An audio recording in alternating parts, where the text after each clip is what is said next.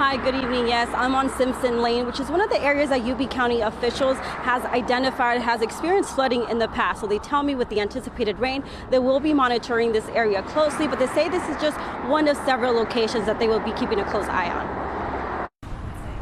The Sacramento region is prepping for winds that are expected to gust between 25 to 35 miles per hour, with some areas possibly experiencing even stronger gusts. Just basically keeping an eye on things and seeing what this weather brings. Yuba County officials told Fox 40 that their public works team is patrolling and looking for road hazards and debris. Of course, there's roads we know that tend to see localized flooding a little bit more when we get some more rain. So again, we kind of have to wait and see what this next storm will bring us. One of the areas that will be closely monitored is the Yuba River, which is expected to reach a monitoring stage tomorrow before dipping back down on Wednesday. But Public Works is, like I said, patrolling, keeping an eye on those historically, problem areas, and will report to the rest of the team should we need any road closures, things like that. The city of Sacramento is also ramping up its effort to prepare for the upcoming strong winds and rain and prevent clogs in their storm drain system. Because the city of Sacramento is surrounded by levees, we have to pump out all the stormwater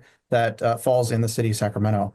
So anytime we have rain and wind, it can affect those pump generators that we have. Strong winds and rain have the potential to impact power lines and equipment. So utility providers are closely monitoring the storm system to respond to any outages. We've been through this many times before. We know from our modeling roughly what areas may be hardest hit, and we stage materials and crews in those areas as needed. When it comes to outages, our crews report to those outages that pose a public safety hazard first. This could be anything from a down wire to a down power line or pole. Residents are encouraged to check by storm drains and clear them of any leaves if they feel safe to do so. In Marysville, covering local news that matters, Christina Bautista, Fox 40 News.